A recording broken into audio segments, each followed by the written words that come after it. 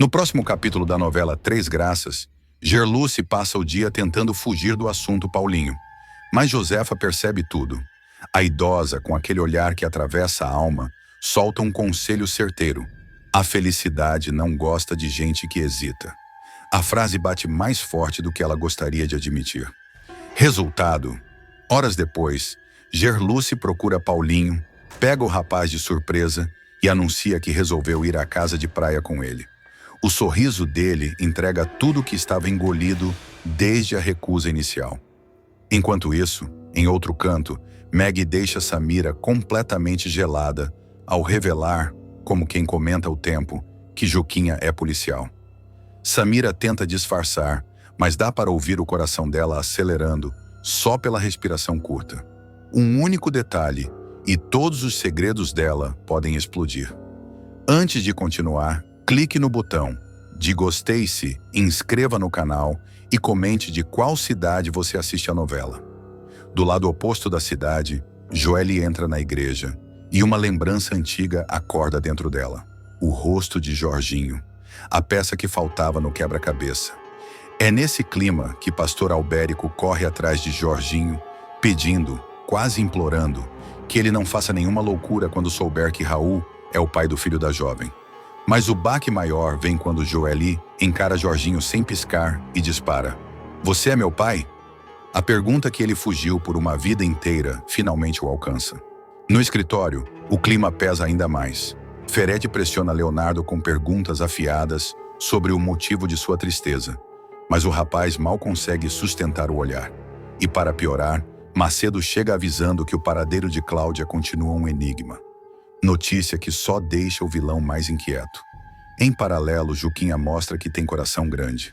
Deixa Lorena em casa num gesto simples, porém cheio de afeto.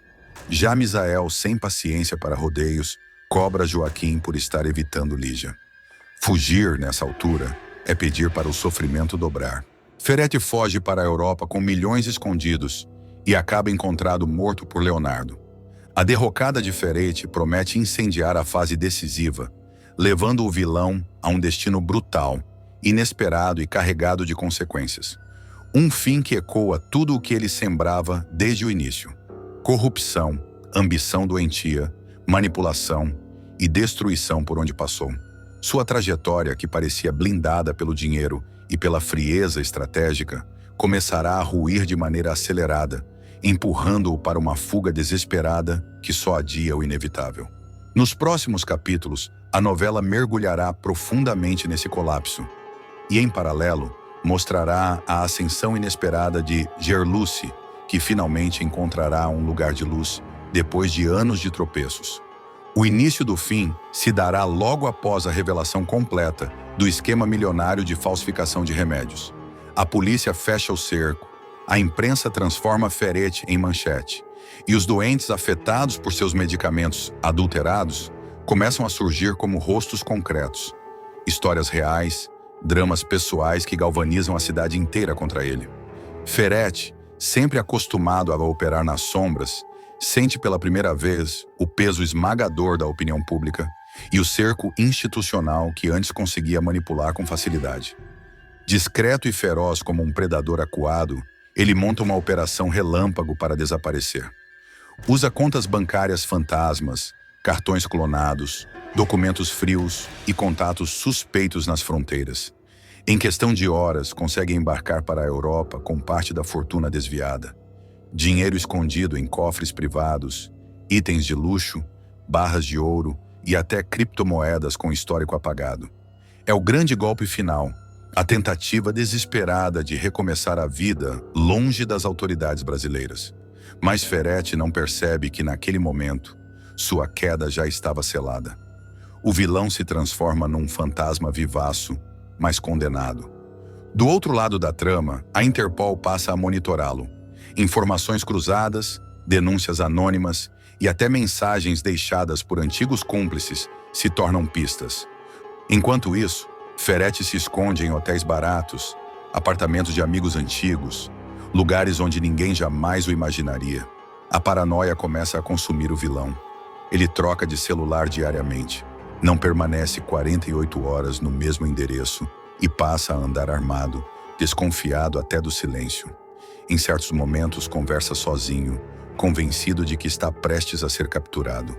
Em outros, ri da própria astúcia, acreditando que ninguém jamais conseguirá encontrá-lo.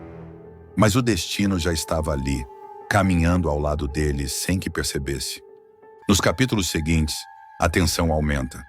Leonardo encontra rastros, um saque em Marsella, uma reserva cancelada em Lisboa, uma câmera de aeroporto que flagra Ferretti usando um casaco azul e barba falsa. Cada detalhe vira uma peça que o aproxima do encontro inevitável. A caçada ganha contornos quase cinematográficos, com perseguições discretas, confrontos silenciosos e o estrangulamento psicológico de um vilão que já não consegue distinguir aliados de inimigos. Porque, de fato, todos se tornaram inimigos. Até que, numa noite gelada, em uma viela de Bruxelas, Leonardo finalmente encontra Ferretti. O vilão mal reconhece o jovem, mas antes que pudesse fugir, a vida cobra seu preço. A morte chega de maneira abrupta, suja, silenciosa, como uma sombra que corta o ar. Leonardo mal consegue processar o que vê. Ferretti caído, o corpo imóvel, o rosto marcado pelo pânico. É o fim de uma era sombria, mas ainda não o fim das repercussões. Enquanto isso, longe da Europa e dos destroços dessa queda, Três Graças presencia uma transformação inesperada: a virada de Gerluce. Depois de anos carregando culpas, impulsos errados e decisões que a colocaram em becos sem saída, ela finalmente começa a enfrentar suas próprias sombras. O processo é doloroso, porque exige admitir erros, olhar nos olhos de quem feriu e aceitar as consequências legais que ignorou por tanto tempo. Paulinho, cumprindo o dever, chega a prendê-la pelo roubo da escultura das Três Graças. A sequência é pesada. Gerluce sendo algemada, Josefa chorando, Joelle tentando intervir, Raul tentando acalmá-la. Gerluce sente a vergonha, o colapso emocional, o medo de ser lembrada como uma criminosa, mas surpreendentemente é ali que algo muda. A tornozeleira eletrônica se torna símbolo de recomeço e não de prisão.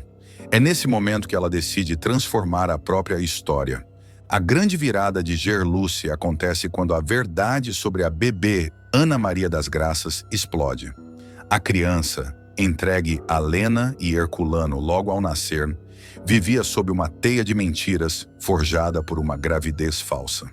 Quando Gerluce fica frente a frente com a pequena, algo nela desaba. O reencontro vira uma das cenas mais emocionantes da trama. Joelle e Raul ajudam a intermediar o processo, enquanto Lena enfrenta o peso esmagador da devolução. Herculano tenta negociar, tenta fugir, tenta negar, mas a verdade vence. Numa sequência comovente, Gerluce conversa com Lena sobre dor, perda e recomeço. E é dessa conversa que nasce uma ideia gigante: transformar o sofrimento em transformação social. Gerluce a incentiva a criar uma casa da mãe solteira, um espaço de acolhimento, suporte emocional, jurídico e financeiro para mulheres abandonadas ou enganadas durante a gestação. É a primeira sementinha de uma personagem que finalmente compreende seu próprio poder. E a trama ainda reserva outra reviravolta simbólica. Agora ocupando o espaço deixado por Ferretti, não o lugar do crime, mas o prédio físico, a estrutura institucional e o eco do nome, Gerluce decide reinventar tudo.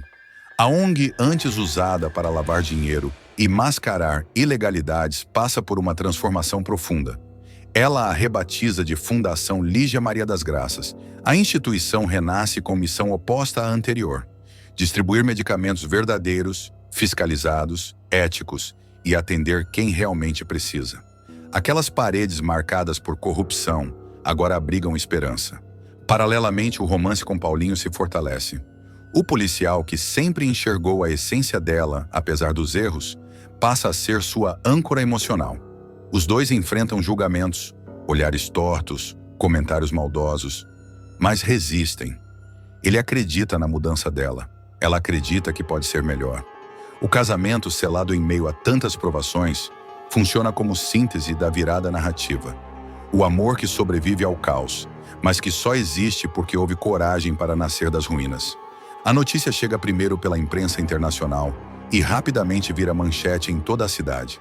Paulinho, ainda sem entender exatamente como a caça ao vilão terminou tão abruptamente, recebe o comunicado oficial da Interpol e tenta processar o próprio papel na cadeia de eventos que levou a essa queda.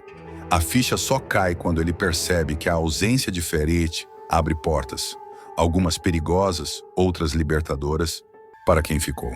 Enquanto isso, Leonardo retorna ao Brasil em silêncio absoluto. Ele evita entrevistas, ignora mensagens e se isola por dias. A experiência da vingança o transformou mais do que imaginava. Não há alívio, não há triunfo. Há apenas o vazio deixado pela dor que o motivou até ali. Nos bastidores, porém, essa trajetória sombria começará a ecoar e gerar desdobramentos inesperados. Principalmente quando a polícia o convoca para prestar novos esclarecimentos sobre os últimos passos de Ferete na Europa. A morte do vilão também desencadeia um fenômeno curioso. Antigos aliados começam a se desesperar. Empresários, funcionários fantasmas, médicos envolvidos na adulteração, doadores suspeitos, todos percebem que, sem o chefe, o esquema pode ruir de vez. Casper e João Rubens vão enfrentar a noite mais insana, perigosa e inacreditável de suas vidas. Um simples encontro romântico terminará em ameaça, arma na cabeça, surto coletivo e um criminoso que, ao invés de matar, decide fugir porque detesta escândalo. O clima começa quente e termina absolutamente surreal, do jeito que a novela gosta. Tudo se inicia quando o casal decide aproveitar a noite, longe das fofocas e das confusões diárias, e segue para um motel fora do centro. Os dois querem apenas um momento juntos, sem interrupções. Porém, o destino e um bandido surtado tinha outros planos. Enquanto aguardam na fila para entrar no estabelecimento, conversando e rindo baixinho, um homem invade o carro pela porta de trás com uma agilidade assustadora. Em segundos, o revólver já está encostado na cabeça de Casper, e toda a leveza da noite vira pânico. Casper está ao telefone com Maggie, que o pressiona para saber onde ele está e por que não atende suas mensagens. A invasão é tão rápida que a filha só escuta um "liga depois", antes da chamada ser cortada abruptamente. Maggie imediatamente entra em alerta, certeza de que aconteceu algo grave. Dentro do carro, com a arma colada ao couro cabeludo do marido, João Rubens sente as pernas tremerem. Casper tenta manter o raciocínio funcionando. A respiração dele se acelera, mas a língua continua afiada. "Calma! O que você quer que eu faça?" O bandido responde com frieza. Dá marcha a ré, sai da fila e segue em frente até o mandar parar. João Rubens pergunta trêmulo: "Para onde você vai levar a gente?" O criminoso solta a frase que congela o sangue do casal: "Pro inferno." A partir daí, a tensão cresce como uma corda prestes a arrebentar. Casper engole seco, engata a marcha e obedece. A cada quadra percorrida, o bandido parece mais nervoso. A mão dele treme, o olhar fica mais estalado e a textura da voz revela um sujeito imprevisível, desses que podem explodir a qualquer segundo. No caminho, o criminoso observa os dois pelos retrovisores e solta uma pergunta tão desconexa quanto perigosa. "Peraí, vocês são dois marmanjos. O que iam fazer num motel?" Casper, com o sangue frio que Deus deu aos ousados, dispara: "Fiscalizar as condições de higiene. Trabalhamos pro Estado." O criminoso franze o senho, tentando entender se está sendo enganado ou se caiu no golpe mais absurdo da noite. João Rubens só consegue lançar um olhar de "pelo amor de Deus, fica quieto." Mas é tarde. A cada frase ousada de Casper, o revólver se aproxima mais da testa dele. João Rubens tenta apaziguar: "Amor, vai devagar." O bandido se irrita, vira para trás e grita: "Cala a boca! Aqui só fala quem eu mando. Hoje eu esqueci de tomar meus calmantes. Tô com gosto de cachorro louco na boca e a mão tremendo. Muito cuidado comigo." Casper murmura, quase como provocação: "Então tá como eu gosto." Antes que João Rubens possa contestar, Casper faz uma manobra brusca, lança o carro numa rua deserta e freia de uma vez. O criminoso é jogado para frente, fúria estampada no rosto. Tô a fim de estourar tua cabeça com um tiro, seu louro de farmácia. Vou espalhar tua plantação de caspa pela rua inteira. Mas aí vem a virada. Casper finalmente surta, abre o peito e devolve a ameaça com gritos cortantes. Então atira logo! Me mata! Acaba com isso! Eu e meu marido queríamos uma noite tranquila e você aparece para destruir tudo. Faz o que tá prometendo. O bandido arregala os olhos. Vocês são marido e mulher? Casper rebate. Não, caramba! Somos marido e marido. Se você não gosta, seja homem e cumpra a palavra. Atira na minha cara. Mostra que é macho de verdade e que tem uma mulher cheia de peitos te esperando em casa. João Rubens entra em desespero. Casper, pelo amor de Deus.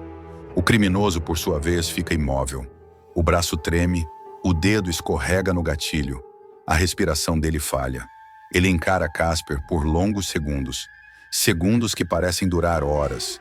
Finalmente, sem aviso, ele abre a porta, sai correndo e grita. Eu sou um homem sensível. Detesto escândalo. Não quero me envolver com gente suspeita. E foge pela rua escura, cambaleando e bufando, como se tivesse visto um fantasma. Casper e João Rubens permanecem dentro do carro, mudos, atônitos, com os batimentos cardíacos explodindo no peito. A sensação é de queda livre, do inferno emocional ao alívio absoluto em um piscar de olhos. Quando finalmente conseguem respirar, Casper encosta a cabeça no volante e solta uma gargalhada nervosa, daquelas que vêm da adrenalina acumulada. É um riso trêmulo, quase um soluço, que deixa João Rubens ainda mais abalado. O marido está pálido, mãos frias, coração disparado, tentando entender como sobreviveram a uma situação que podia ter terminado em manchete policial. Você enlouqueceu completamente, sussurra João, sem forças para brigar de verdade. Eu? Casper levanta o rosto devagar. Querido, se eu não surtasse antes dele, ele surtava em cima da gente. A frase não ajuda em nada. João fecha os olhos, respira fundo e tenta organizar os pensamentos. Mas tudo dói. A tensão na nuca, o tremor nos braços, a sensação de que o chão ainda está se mexendo, como se o mundo não tivesse voltado ao lugar. Do lado de fora, a rua continua silenciosa, como se nada tivesse acontecido. E isso, de algum jeito, torna tudo ainda mais estranho. Como é possível que a vida siga normal quando eles acabaram de escapar por centímetros da morte? Casper coloca o carro em movimento, devagar, como quem teme que o assaltante possa ter voltado do nada. Vamos sair daqui, murmura, antes que o universo decida brincar com a gente de novo. No caminho, os dois não trocam mais palavras. Apenas se olham de vez em quando, com aquele silêncio de quem ainda está tentando acreditar no que viveu. Cada farol fechado vira tortura. Cada pedestre parece suspeito. Cada moto que passa deixa João arrepiado. Quando chegam em casa, Maggie já está na porta, desesperada. A ligação cortada à força deixou a jovem em pânico. Pai! O que aconteceu? Ela dispara, agarrando Casper antes mesmo que ele desça do carro. Que barulho foi aquele? Por que desligou na minha cara? Casper tenta responder, mas a voz falha. Ele perde o ar por um instante, como se tudo estivesse finalmente caindo sobre os ombros dele. João Rubens intervém. Amor, respira. A gente teve um problema, mas já passou. Maggie, assustada, olha para os dois. Vocês estão tremendo. O que houve? Casper abraça a filha com força. Nada que você precise ver, mas já passou. Ele tenta sorrir, mas só consegue um esboço de sorriso torto. Só quando entram em casa é que o impacto real chega. João Rubens se senta no sofá, põe as mãos no rosto e chora silenciosamente, como se estivesse liberando tudo o que reprimiu para sobreviver. Casper caminha até ele e segura a mão do marido. O toque, pela primeira vez naquela noite, devolve um fio de segurança. A gente está vivo, diz João num sussurro rouco. Estamos, confirma Casper, tentando demonstrar calma, mesmo que por dentro continue em estado de alerta absoluto. É então que Maggie, sem entender nada, pergunta: Vocês vão chamar a polícia? A pergunta paira no ar, e os dois se entreolham com aquele olhar carregado de medo e cansaço. Envolver a polícia pode significar mais exposição, mais riscos, mais problemas. Mas deixar o criminoso solto também é perigoso, principalmente porque ele agora conhece o rosto deles, a voz deles e o carro onde estavam. João limpa o rosto com o dorso da mão. A gente precisa pensar, e pensar com calma. Mas calma é exatamente o que eles não terão. Porque nos próximos capítulos, uma nova peça vai entrar nesse tabuleiro. O criminoso não desapareceu como prometeu. E o que Casper disse dentro daquele carro, cada provocação, cada palavra, cada desafio, vai voltar como um eco sombrio. A noite que quase terminou em tragédia, ainda não terminou realmente. E o assaltante que fugiu dizendo, detesto escândalo, está longe de ter dado o último grito. Jorginho descobre que Raul é o pai do bebê de Joelle e dá ultimato. O choque de Jorginho ao descobrir que o pai do filho que Joelle carrega é justamente Raul, o playboy perdido que andava circulando pelas ruas da chacrinha, com cara de santo e passado de príncipe mimado. A bomba cai no colo do ex-bandido de um jeito inesperado, e a reação dele será tão intensa que promete mudar completamente os rumos de todos os envolvidos. Tudo começa quando Raul, movido pela culpa e pelo medo, decide finalmente criar coragem para visitar Joelle. Ele aparece tímido, com o jeito atrapalhado de sempre, andando pela comunidade como quem pisa em solo proibido. Joelle se surpreende, hesita, mas permite que ele se aproxime. Afinal, apesar de tudo, há sentimentos que ela ainda não conseguiu engolir. Os dois conversam na rua, à vista de todos, e o encontro chama a atenção de quem menos deveria ver. Jorginho, que estava observando a movimentação como um lobo farejando perigo. O olhar dele se fixa no rapaz, analisando cada gesto, cada palavra que ele tenta trocar com Joelle. E aos poucos, as peças começam a se encaixar na cabeça de Jorginho. O ex-traficante percebe que aquele garoto, mimado, sempre nervoso, sempre olhando para os lados, é muito mais do que um simples conhecido da filha. Há algo ali, algo grande, algo que ele não vai deixar passar. Quando Joelle entra em casa, respirando fundo e tentando processar o que sentiu ao reencontrar Raul, o rapaz decide ir embora rapidamente. Ele desce a viela apressado, chamando um táxi como se estivesse fugindo de um crime.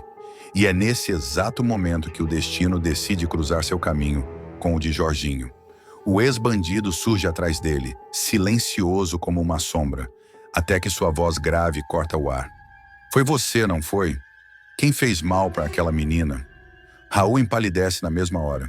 Ele tenta abrir a porta do táxi, mas Jorginho o agarra pela gola com tanta força que o playboy sente as pernas bambearem.